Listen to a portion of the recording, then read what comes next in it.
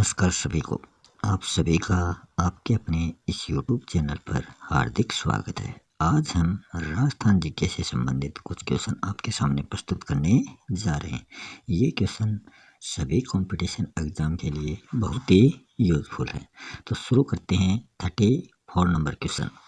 राजस्थान में ऋतुओं के आधार पर जलवायु को हमें समझाना है कि ऋतुओं के आधार पर राजस्थान की जलवायु कौन कौन सी होती है और इसमें कौन कौन से जिले आते हैं। तो शुरू करते हैं। सबसे पहले ग्रीष्म ऋतु। ग्रीष्म ऋतु जो है ये मार्च महीने से शुरू होती है और जून महीने तक रहती है। तो मार्च से जून तक ग्रीष्म ऋतु रहती है। इस समय जो तापमान है वो सामान्यतः 23 से 40 डिग्री सेंटीग्रेड रहता है, परंतु उत्तरी पश्चिमी भाग जो मरुस्थलीय भाग है राजस्थान का, उसमें ये तापमान अधिक पाया जाता है।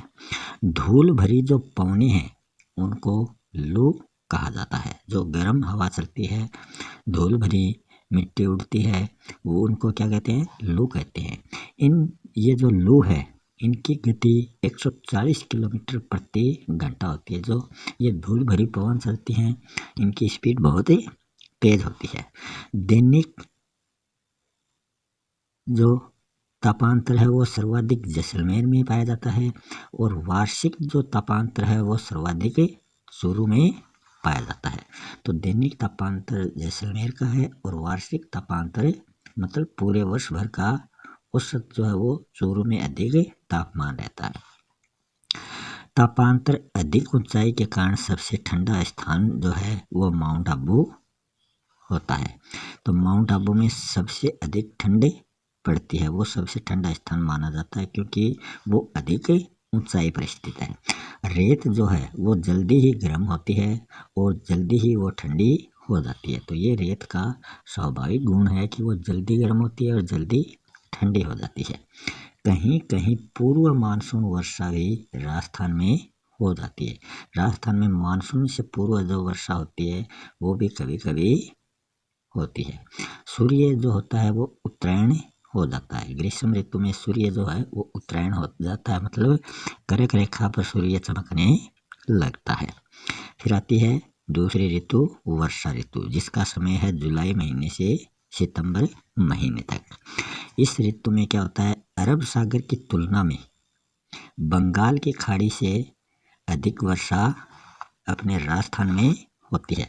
तो राजस्थान में जो वर्षा है वो अरब सागर से भी होती है और बंगाल की खाड़ी से भी होती है, मगर अधिक वर्षा जो है वो बंगाल की खाड़ी से राजस्थान में होती है। अरब सागर शाखा से दक्षिणी भाग में सर्वाधिक वर्षा होती है। सबसे अधिक वर्षा राजस्थान के किस स्थान पर होती है? आबू में होती है। यहाँ 150 सेंटीमीटर से अधिक वर्षा होने के कारण आबू जो है इसे आर्द्र स्थान भी माना जाता है। और अगर आर्द्र जिले की बात करें, आर्द्र जिला है झालावाड़ और आर्द्र स्थान है माउंट आबू। आर्द्र जिला झालावाड़ जो है वहाँ वार्षिक जो वर्षा की मात्रा है वो है 100 सेंटीमीटर। सबसे कम वर्षा जैसलमेर जिले में होती है, वहाँ मात्र 10 सेंटीमीटर ही वर्षा होती है। सामान्यतः जून के अंतिम सप्ताह तक मानसून जो है वो राजस्थान में पहुँच जाता है। तो ये राजस्थान में मानसून के पहुँचने का समय है। दक्षिण पूर्व से उत्तर पश्चिम की ओर जाने पर वर्षा की जो अनिश्चितता है वो ज़्यादा हो जाती है, मतलब अनिश्चितता इसमें बढ़ती जाती है। दक्षिण पूर्व में अधिक वर्षा और जैसे ही हम उत्तर पश्चिम की ओर जाते हैं तो वर्षा की मात्रा जो है वो कम होती जाती है। फिर है शीत ऋतु।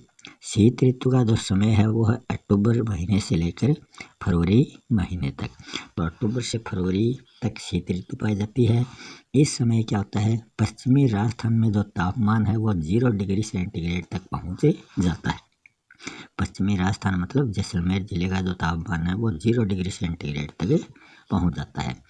पश्चिमी विक्षोभ से कि शीत ऋतु में जो वर्षा होती है वो होती है पश्चिमी विक्षोभों से, जिसे मावठ कहा जाता है। और ये जो मावठ होती है ये गेहूं की फसल के लिए बहुत लाभदायक होती है। राजस्थान में वर्षा कम होने का जो प्रमुख कारण है वो है अरावली का लंबवत विस्तार, क्योंकि ये मानसून की जो शाखा आती है उसी शाखा के समानांतर जो है ये अरावली पर्वतमाला चलती है, जिसके कारण अरावली पर्वतमाला उस बादलों को नहीं रोक पाती, जिससे वर्षा कम होती है। अकाल व मरुस्थलीकरण क्या होता है? राजस्थान में वर्षा सामयिक, अपर्याप्त, अनिश्चित व अनियमित होती है। तो ये राजस्थान में वर्षा का कारण है। अनाज, चारा, पानी, इन तीनों की कमी जब हो जाती है तो वो अकाल कहलाता है। भौतिक व मानवीय कार्यों द्वारा जब उपजाऊ भूमि बंजर में बदल जाती है तो उस क्रिया को मरुस्थलीकरण कहा जाता है, कि पहले तो वो उपजाऊ होती है, धीरे धीरे वो भूमि बंजर हो जाती है, उस पर कुछ भी उत्पन्न नहीं होता है, तो वो मरुस्थलीकरण कहलाता है। पंक्तिबद्ध वृक्षारोपण करके इस मरुस्थलीकरण को कम किया जा सकता है। तो ये कुछ महत्वपूर्ण तथ्य आपके सामने प्रस्तुत किए गए हैं। बाकी के जो तथ्य बच गए वो आपको यूनिट नंबर 8 में मिल जाएंगे क्वेश्चन आंसरों के रूप में। अब देखते हैं राजस्थान की जल परियोजनाओं व प्रमुख बांधों का वर्णन कीजिए, कि राजस्थान में कौन कौन सी जल परियोजनाएं हैं और कौन कौन से राजस्थान के प्रमुख बांध हैं। सबसे पहले देखते हैं इंदिरा गांधी नहर परियोजना। इंदिरा गांधी नहर परियोजना जो है ये एशिया की सबसे बड़ी मानव निर्मित इंदिरा गांधी नहर परियोजना ये मानी जाती है कि सबसे बड़ी नहर परियोजना कौन सी है एशिया की, वो है इंदिरा गांधी नहर परियोजना। इसकी कुल लंबाई 649 किलोमीटर है, जिसमें 169 किलोमीटर ये पंजाब में स्थित है, 14 किलोमीटर ये हरियाणा में आती है, और शेष जो बच जाती है वो भाग इसका राजस्थान में आता है। यह 9 जिलों में, राजस्थान के जो 9 जिले हैं वहाँ पर इस परियोजना से पेयजल आपूर्ति की जाती है। राजस्थान फीडर जिसकी लंबाई 204 किलोमीटर है और मुख्य नहर जिसकी लंबाई 445 किलोमीटर है। तो ये इसकी लंबाई है। अंतर्राष्ट्रीय सीमा की ओर 9 शाखाएं जो हैं वो ढाल के अनुरूप हैं तथा पूर्व की ओर अधिक ऊंचाई होने के कारण 7 लिफ्ट नहरों द्वारा पेयजल आपूर्ति की जाती है। तो लिफ्ट नहर में क्या होता है, ये ऊंचाई पर स्थित होने के कारण इनमें बांध बनाकर इनको पानी जो है इनका वो ऊंचा से ढह जाता है और वहाँ से इस पानी की सप्लाई अलग अलग स्थानों पर की जाती है। तो ये पूर्व की ओर 7 लिफ्ट नहरें हैं और जो दक्षिण की ओर है यहाँ 9 शाखाएं हैं जो जल ले जाने का काम करती हैं। वर्तमान में गडरा रोड मतलब बाड़मेर तक इसे बढ़ा दिया गया है। 17.41 करोड़ हेक्टेयर भाग जो है वो इस नहर परियोजना द्वारा सिंचित होता है। तो ये राजस्थान में 17.41 करोड़ हेक्टेयर में इस परियोजना द्वारा सिंचाई की जाती है। फिर है माही बजाज सागर परियोजना। 1971 ईस्वी में आदिवासी क्षेत्रों मतलब डूंगरपुर, भीलवाड़ा यहाँ पर पेयजल व विद्युत आपूर्ति हेतु माही बजाज सागर परियोजना की शुरुआत की गई। बांसवाड़ा में बोरखेड़ा पर एक बांध और गुजरात में इस पर कडाना बांध निर्मित है। तो बांसवाड़ा में बोरखेड़ा बांध और गुजरात में कडाना बांध माही नदी पर स्थित है। नहर प्रणाली के विकास हेतु मुख्य बांध से 500 किलोमीटर नीचे पिकअप बांध निर्मित है। तो मुख्य जो नहर प्रणाली है उससे 500 किलोमीटर नीचे पिकअप बांध बनाया गया है। फिर है पांचना बांध। पांचना बांध परियोजना कहाँ है, ये करौली में गुडला गांव के पास 5 नदियों, वो 5 नदियाँ कौन सी है, अट्टा, बरखेड़ा, भद्रावती, भैंसावत और माची। तो ये 5 नदियां हैं, इनके संगम पर मिट्टी से निर्मित ये पांचना बांध निर्मित है। फिर है बिसलपुर परियोजना। बिसलपुर परियोजना जो है ये 1997-98 ईस्वी में टोडा राय सिंह में निर्मित है बनास नदी पर। 574 किलोमीटर ये लंबा बांध है और 39.5 किलोमीटर इस बांध की ऊंचाई है। और इसके बाएं व दाएं किनारे से 2 नहरें निकाली गई हैं। सवाई माधोपुर में सिंचाई होती है इससे, और जयपुर शहर में इस बांध द्वारा पेयजल आपूर्ति की जाती है। मतलब ये परियोजना जयपुर में तो पेयजल आपूर्ति के काम आती है और सवाई माधोपुर में सिंचाई के काम आती है। फिर है मेजा बांध। मेजा बांध जो है मांडलगढ़ भीलवाड़ा में सिंचाई के लिए कोठारी नदी पर यह बनाया गया है। इससे मत्स्य पालन व नहर प्रणाली भी विकसित हुई है। फिर है सिद्धमुख नहर परियोजना। सिद्धमुख नहर परियोजना जो है यह रावी व्यास के अतिरिक्त जल का उपयोग करके गंगानगर, हनुमानगढ़ की नौरभादरा और चूरू की रतनगढ़ और तारानगर जिलों में सिंचाई इसके द्वारा की जाती है। फिर है गंग नहर परियोजना। ये बीकानेर के महाराजा गंगा सिंह ने पंजाब राज्य में सतलज नदी पर फिरोजपुर के निकट 1927 ईस्वी में इस गंग नहर परियोजना का निर्माण करवाया था। यह राजस्थान की प्रथम नहर परियोजना मानी जाती है। इससे गंगानगर में सिंचाई की जाती है। तो जो गंगानगर जिला है वो इससे सिंचाई प्राप्त करता है। फिर है बैराज। बैराज क्या होता है? सिंचाई के उद्देश्य से प्राकृतिक जल बहाव की दिशा को परिवर्तित करने के लिए बनाया गया बांध बैराज कहलाता है। फिर है फीडर। मतलब किसी मुख्य नहर का ऐसा हिस्सा जहां पानी का कोई उपयोग नहीं किया जाता, वो फीडर कहलाता है। फिर है जल संरक्षण की विधियां। पहले है बावड़ी, जिसे सिटी ऑफ वेल्स बूंदी में है, और चांद बावड़ी जो है वो आभानेरी में स्थित है। तो ये जल संरक्षण की बावड़ियाँ हैं। तापी बावड़ी जोधपुर में है। भंडारेज की बावड़ी दौसा में है। विनाता की बावड़ी चित्तौड़गढ़ जिले में है। फिर है तालाब। गढ़सीसर, स्वरूप सागर ये जैसलमेर में निर्मित तालाब हैं। बानकिया सेनापानी तालाब जो है ये चित्तौड़ में है। हेमावास तालाब जो है पाली में है। सरेरी तालाब जो है ये भीलवाड़ा में है। फिर है झील या बांध।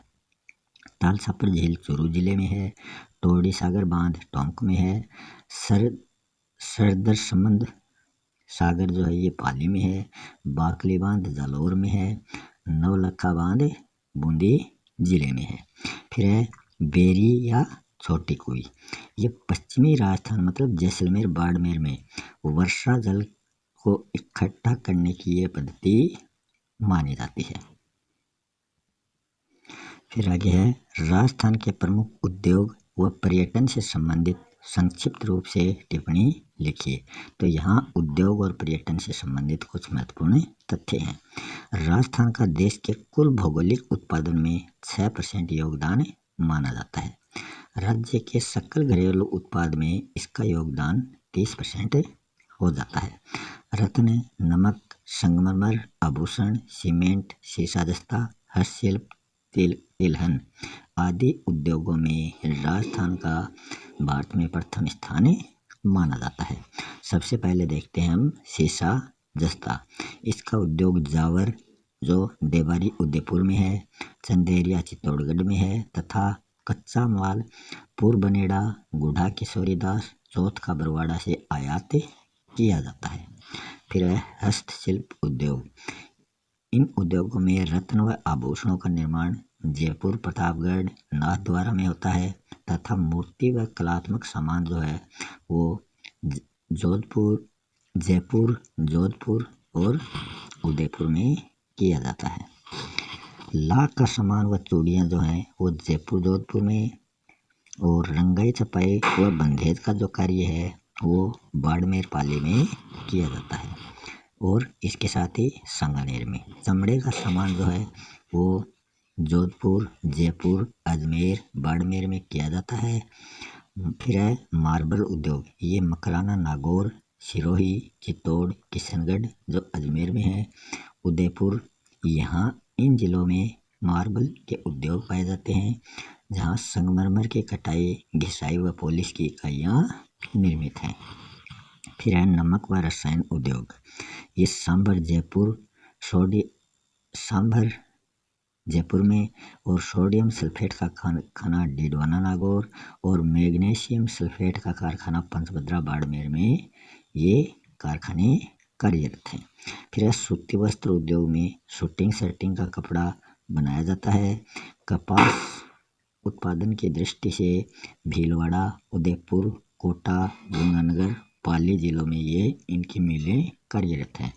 फिर है ग्वारगम उद्योग, ये जोधपुर बाड़मेर में है। कागज उद्योग जो है ये गोसुंडा, कोटा, भीलवाड़ा, उदयपुर और दोबारा ये भीलवाड़ा आ गया। चीनी उद्योग ये बूंदी, चित्तौड़ और भीलवाड़ा में ये चीनी उद्योग कार्यरत हैं। फिर है भारत आने वाला हर तीसरा विदेशी पर्यटक जो है वो राजस्थान में भ्रमण करने अवश्य आता है। इनको आकर्षित करने के लिए अतुल्य राजस्थान नामक एक अतुल्य राजस्थान कार्यक्रम राजस्थान में तैयार किया गया है। जयपुर, आमेर व मरू मेवाड़ को महत्वपूर्ण सर्किट मतलब मंडल बनाया गया। एक तो जयपुर आमेर सर्किट है, एक मरू मेवाड़ सर्किट है। पर्यटन के विकास के लिए राज्य में होटल निर्माण एवं पेइंग गेस्ट योजनाएं संचालित की गई हैं। राज्य रॉयल राजस्थान ऑन व्हील्स जो शाही रेलगाड़ी है वो पर्यटकों को दिल्ली, जोधपुर, चित्तौड़, उदयपुर, जयपुर, रणथंभौर, मध्य प्रदेश व उत्तर प्रदेश में भ्रमण कराती है। तो इसी के साथ आज का वीडियो यहीं समाप्त करते हैं। मिलते हैं नेक्स्ट वीडियो में नए टॉपिक के साथ। तब तक के लिए धन्यवाद।